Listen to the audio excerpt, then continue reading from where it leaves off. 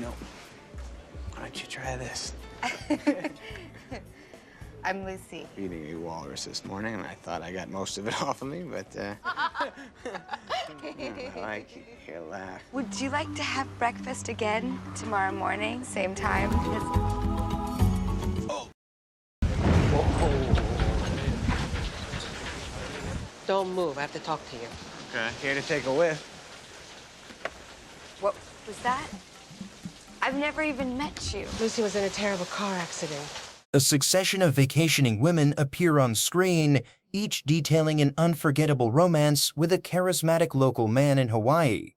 One tearfully describes his gentle, broken soul, another recalls him as a secret agent who saved her life before vanishing on a helicopter mission. In reality, the man slips out of hotel rooms while his dates sleep, invents elaborate fake backstories, and speeds off to his job at a marine park. His name is Henry Roth, a marine veterinarian who can tame a thrashing sea lion simply by modulating his voice. Henry deliberately targets short-term tourists because they always board a plane and leave, keeping him free to pursue his ultimate goal, sailing a custom research boat to Bristol Bay, Alaska, to study Arctic marine life. His closest friend, Ula, once sat on a pier with a bleeding gash across his midsection from a reef shark bite, while Henry calmly sewed his skin back together with a surgical needle. Ula laughed through the pain, gestured toward his 5 children, and asked when Henry would finally settle down. Henry scoffed, calling a local relationship an anchor that would sink his Alaskan dream. Minutes later, his assistant Alexa sprinted down the dock screaming that Jocko the walrus was choking. Henry vaulted into the concrete habitat, massaged the 4,000-pound animal's throat until it cleared the blockage, and received a face full of gray fish sludge as a reward. Covered in slime, he drove the coastal highway and parked at the Hukilau Cafe. Inside the diner, Henry spotted a young woman alone in a corner booth meticulously constructing a 3-dimensional volcano from her chocolate chip waffles.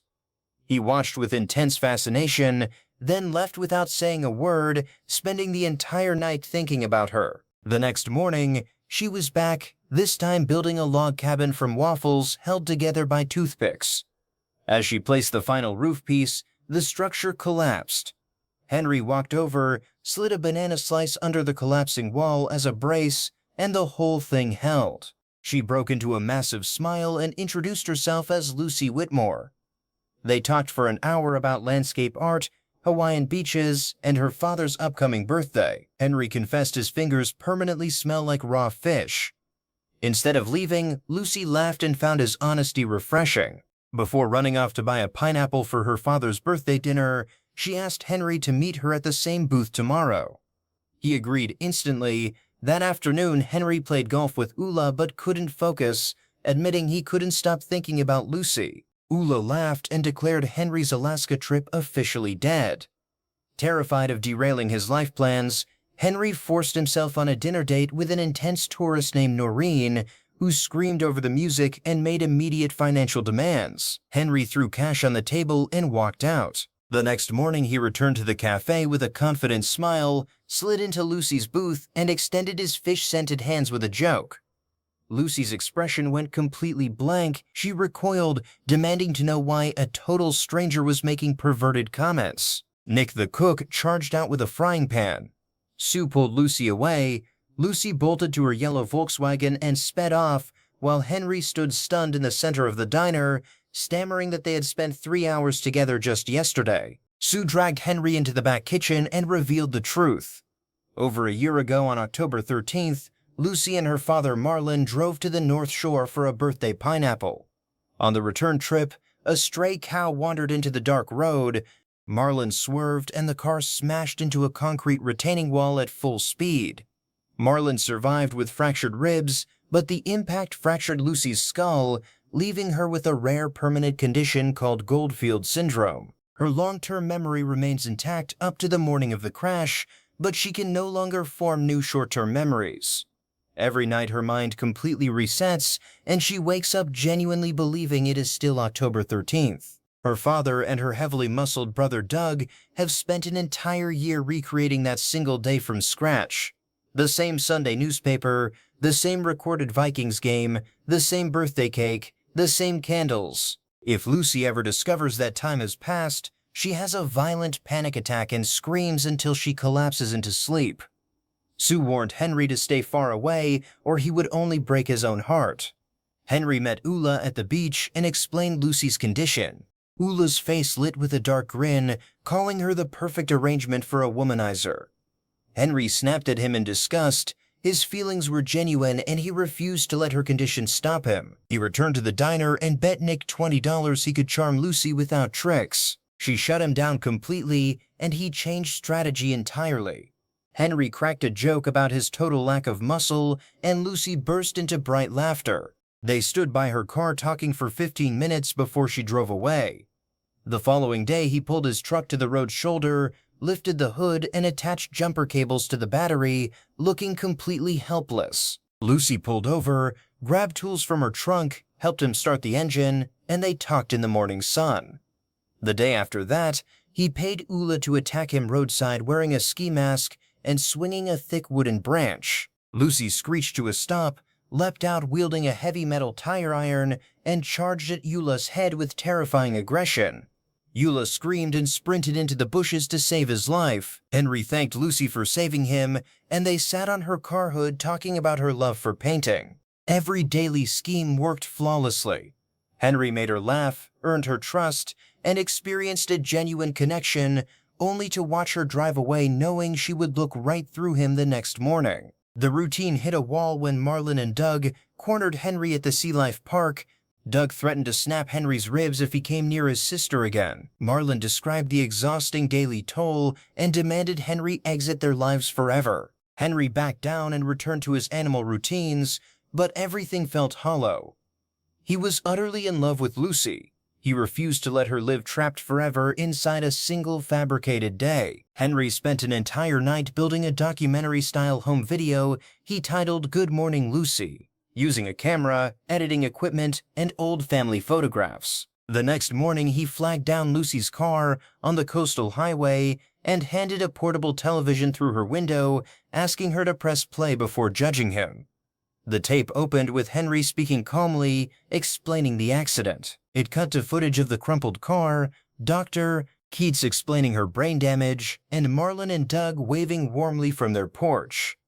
Tears streamed down Lucy's face as she looked at her hands, touched her longer hair, and pulled a current calendar from the glove box. The illusion of her life shattered completely. But instead of screaming, she looked out the window at Henry with overwhelming gratitude. Henry drove her straight home, where Marlon and Doug braced themselves for a crisis. Instead, Lucy walked up the porch steps and wrapped her arms around them both, crying and thanking them for sacrificing an entire year to protect her. That afternoon, fully aware of her condition for the first time, Henry and Lucy walked a secluded beach, shared a romantic dinner, and sat by a campfire under the stars. They shared a long, passionate kiss, but as the fire burned low, Henry knew that when her eyes closed tonight, every memory of the day would vanish. The next morning, Henry waited in the Whitmore living room. Lucy came downstairs and froze in terror, demanding to know who the strange man was. Henry calmly loaded Good Morning Lucy into the VCR. She watched, cried through the accident footage, and looked at him with a fresh, warm smile. This became their daily rhythm. 10 minutes of grief, followed by an afternoon of falling in love from scratch. The routine held until a large envelope arrived from the Bristol Bay Marine Institute. Henry had been awarded a grant to lead a year-long Arctic research expedition. The vessel sailed in 3 weeks. It was the pinnacle of everything he had worked toward. But accepting meant leaving Lucy. He took her to Dr. Keats, hoping for a breakthrough. The specialist pointed to a dense mass of permanent scar tissue on her brain scans, blocking the neural pathways to long-term memory storage. The damage was irreversible. She would never recover. That evening, Lucy read her private diary, filled with weeks of her own handwriting describing Henry's daily sacrifices. She realized her condition was trapping him, preventing him from having any real future. She refused to let that happen. The next morning after her tape, she took Henry to the backyard garden and told him they needed to break up immediately. Henry protested violently, but Lucy stood firm. As long as he was anchored to her loop, he would never have a real life. Lucy told him to leave and never return, promising that by morning he would be a complete ghost to her. 3 weeks later, Henry stood at the harbor loading his sailboat for Alaska. Ula wept on the pier.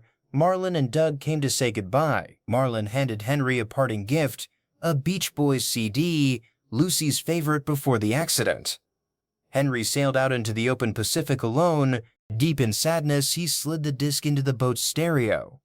"Wouldn't it be nice?" filled the deck. Henry froze. Marlon had told him Lucy only played the Beach Boys when genuinely happy, yet just days ago she was singing that very song while painting, long after burning the diary. How could she know that song if her memory was wiped? Henry realized the truth. Even if her damaged brain couldn't consciously form new memories, her subconscious and her soul were retaining her love for him through art and music. He spun the boat violently and raced back toward Hawaii at full throttle. He blasted into the harbor and sprinted to the Art Institute where Lucy now taught art therapy. Henry burst through the studio doors drenched in sweat. Lucy turned from her canvas and looked at him with completely blank eyes. His face fell. He apologized for the interruption and turned to leave. Before he could cross the threshold, Lucy called out for him to wait. She led him through a heavy drape into a large sunlit storage room. Henry stopped dead. The entire room was covered floor to ceiling in dozens of massive oil paintings, every single one featuring his face. Henry laughing on his boat, Henry holding a penguin. Lucy stood beside him staring at the walls. She confessed she had no idea who he was or why she was compelled to paint him. But every night since arriving at the facility she dreamed of his face, and every morning she woke with an overwhelming sensation of love and immediately began painting him again. She whispered that she knew she loved him somewhere deep in her soul, regardless of her brain damage. Tears filled Henry's eyes. He pulled her into a desperate embrace. He introduced himself one final time. His name was Henry. Their story does not end in Hawaii. Sometime later, an Arctic sun rises over the snow-capped mountains of Bristol Bay, Alaska. Inside the warm cabin of a marine research vessel, a television flashes to life automatically. Lucy opens her eyes, disoriented and frightened. She finds a tape player labeled "Play Me" and presses play.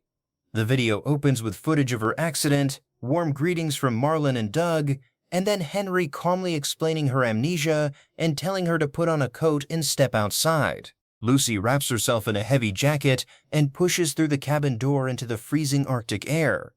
Massive floating blocks of glacial ice surround the vessel. Henry spots Lucy and flashes a massive smile. A small dark-haired toddler runs out from behind his legs shouting, "Mommy!" and rushes into her arms.